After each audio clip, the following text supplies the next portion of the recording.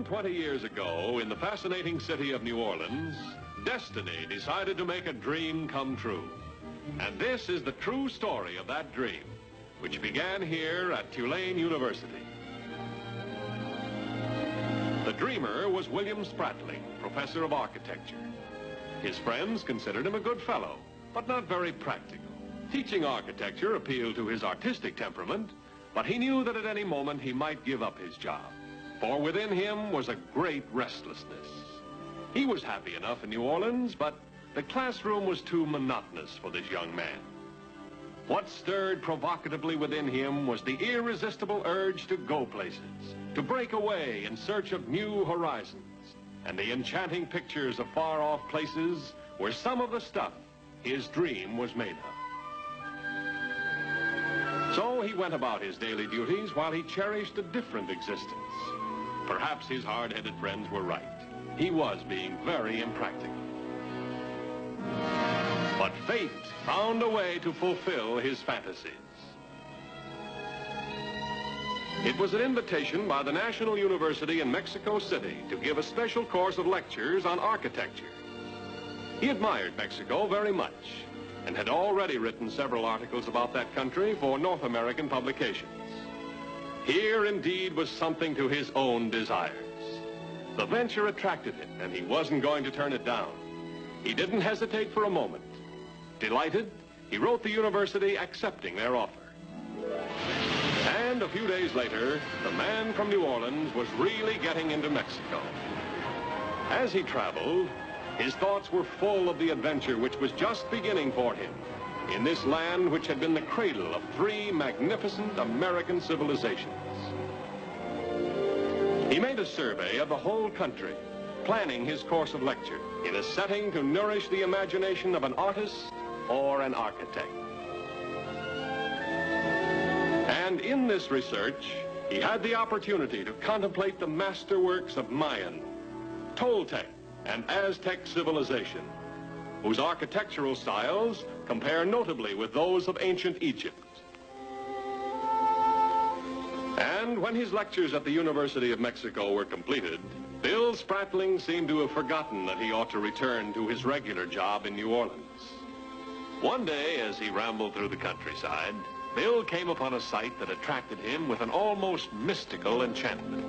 For here, in the state of Guerrero, lies Taxco, the most picturesque little village in Mexico. A flawless gem of Spanish colonial architecture, created in the 16th century.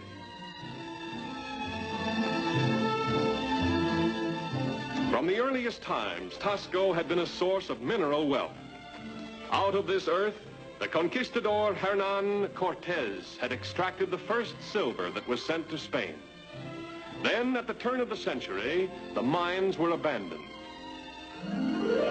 All the wealth had since been forgotten, except by a few people who worked the mines for the small quantity of ore their primitive methods could yield. Taxco seemed like a little village right out of a fairy tale, and Bill fell in love with the place, with its friendly hills, its ancient houses, its quaint cobblestone streets. As if in another world, he moved along the way worn smooth by the centuries. Then, as he came to the village square, yet another thrilling experience awaited him. The unparalleled beauty of the church of Santa Prisca. It was like discovering a hidden treasure all for himself.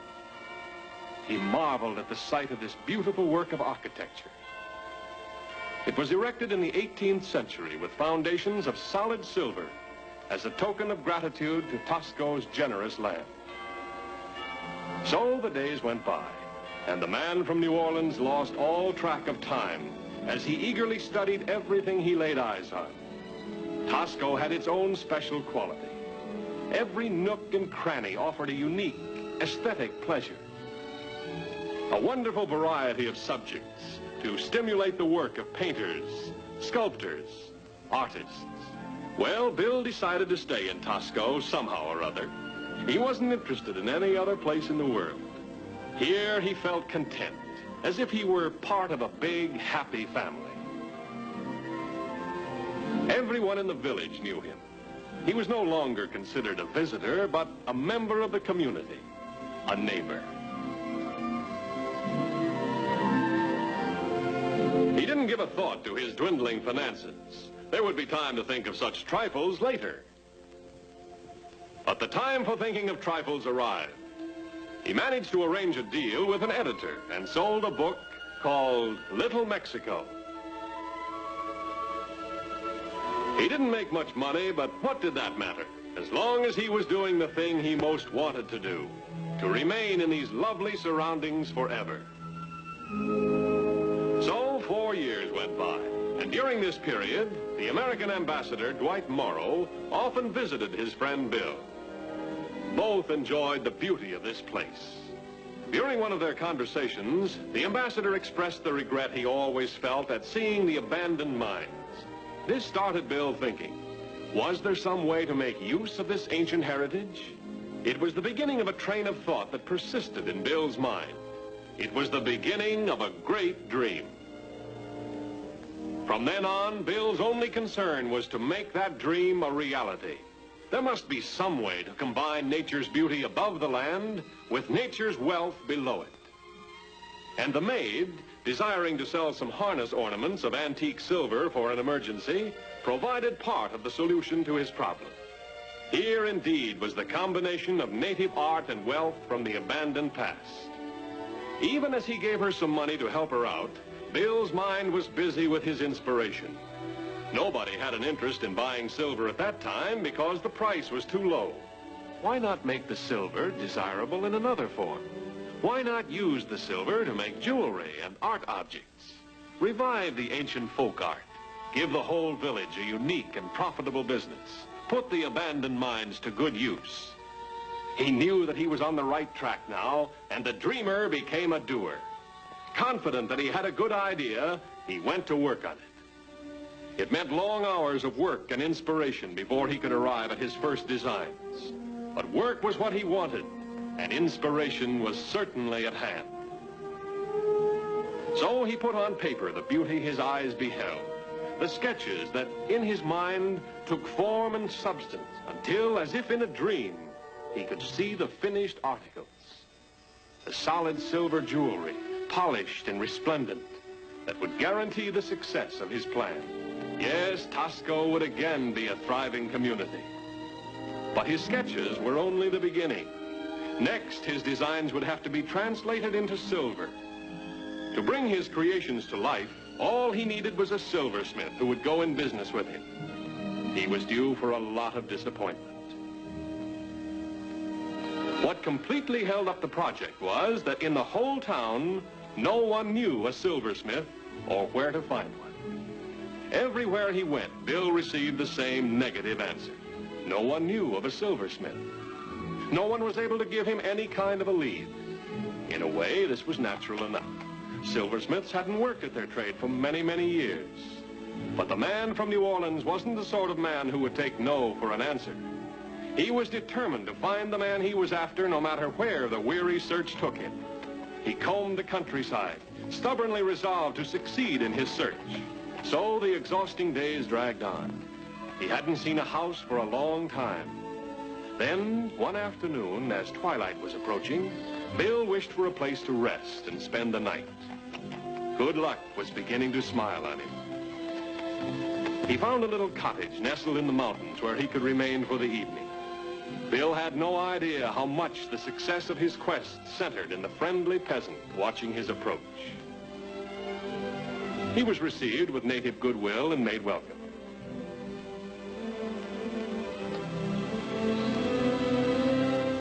And Bill began to unburden himself of the problem uppermost in his mind. If only there were a silversmith somewhere. Where had the old craftsman disappeared? A person didn't know where to look. Bill didn't know it, but he was looking at a silversmith. And when the man told him so, Bill realized that at last the weary search was over, if the man would take part in the venture.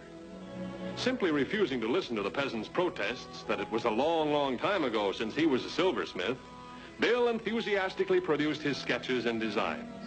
No doubt about it, they were very exciting conceptions. No one had to go into a sales talk to convince the older man of that. What he was doubtful about was his own ability. It was so long since he had been engaged in the art of working silver. That didn't bother Bill. As long as the man was interested, they'd work out a way to overcome all difficulties. And the man was interested. He produced an almost forgotten souvenir of his craftsmanship, the tools he used to use in working silver. Perhaps his hands would be too clumsy. Perhaps he would no longer be able to manage the tools. But Bill reassured him, dispelled all doubts. The old forgotten skill would return. And the man decided to accept. So, with little formality but much goodwill, Bill Spratling and Artemio Navarrete sealed their agreement with a simple handshake. They would be partners in the venture, and nothing was going to stop them. Bill forgot he was tired, forgot everything but the work that had to be done to get underway. He returned to Taxco, feeling for the first time the peace of a man who knows his destiny and the glory of fulfillment. Thus, once again, a craft was resumed which had passed from the memory of the village. They had to improvise, to work out their own methods whenever they ran into a problem. But they always found a way out of their difficulties. And gradually they made progress as the work took shape, as the old skill returned. Until finally the fruit of their labor was completed. The first creation was the proof that they could perpetuate an ancient art.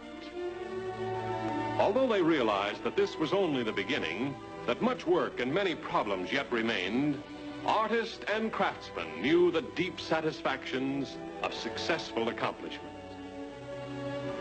And so in this modest way, a new source of vitality was developed for the entire town. As production increased day by day, a system emerged out of trial and error. With the passing of time, Bill proved that he was more than just a dreamer. His workers liked and respected him. He enjoyed their confidence, and they enjoyed his friendship. A friendship that manifested itself in the opportunities that were extended to benefit even the children of his workers, encouraging them to learn a trade, to develop their skill. By establishing centers of learning, he contributed to the social and intellectual development of the town. His keen personal interest in all matters that pertain to the welfare of Taxco won him many staunch supporters. For as the outside world began to take notice of this place, many careful decisions had to be made. There was an influx of newcomers who gave no thought to the unique beauty of the old buildings and the quaint cobbled streets. The ancient art was threatened with destruction. Bill was not only greatly disturbed by what he saw, he was outraged at the thoughtless efforts to destroy these treasures of the old days. Resolved to prevent such sacrilege, he set out upon a course that would protect and preserve the beauty to which his very life was dedicated. And he met the challenge with characteristic action. Together with a group of friends who supported his views, a plan was formulated to safeguard the town's artistic antiquity. This resulted in the formation of the Society of the Friends of Taxco, who appealed to the state with a petition that further desecration of any kind be prohibited. This protective action was successful, and Taxco was officially declared an historic shrine, its old world beauty preserved as a monument to be enjoyed by the numerous visitors who travel thousands of miles to view these very scenes. So Taxco nestles on the sun-warmed hills, maintained in all its original loveliness since the day it was founded so long ago. And that's as it should be. This is no place for such modern touches as flashing electric signs and bright chromium storefronts. Instead, here is the gracious beauty that goes with romantic yesterday.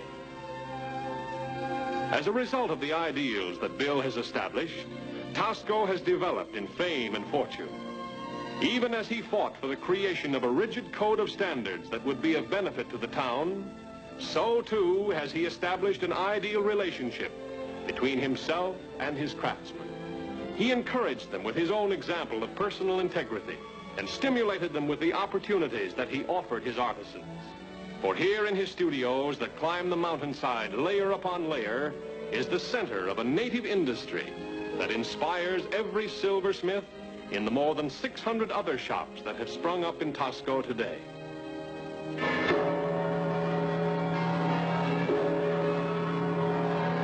And every year on the 27th of June, Taxco celebrates the Fiesta de la Plata, the silver festival that commemorates the opening of Bill's workshop. The ringing of bells is an invitation to one and all to participate in the big fiesta. The entire town is decorated to reflect the holiday spirit. The gaily bedecked streets and balconies are full of the color and music that characterize the festival.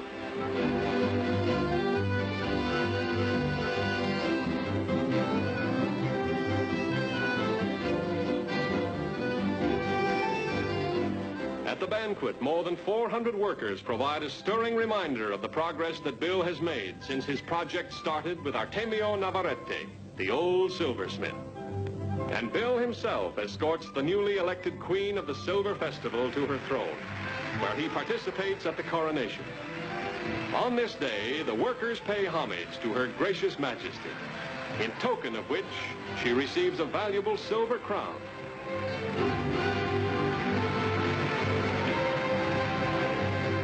It is a very thrilled senorita who wins this highly coveted trophy and acknowledges the plaudits of the crowd.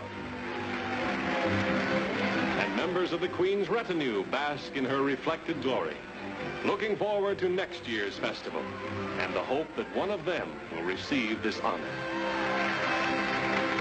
Such is the spirit that Bill Spratling has evoked, a spirit that is renewed each year in the annual contest that gives any craftsman in all of Taxco a chance to compete for the best in design.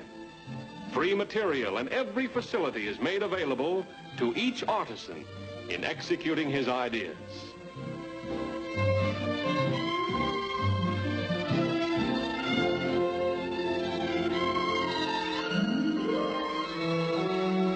And here is Bill Spratling himself. Today, he still personally sets the high standard of design and craftsmanship that has become synonymous with the beauty that bears the stamp of Spratling silver. A glittering testimonial that dreams can come true, even as they came true for the man from New Orleans, who 20 years ago was charmed by the beauty of a little Mexican town and remained there to make his dream a reality and an inspiration to us all.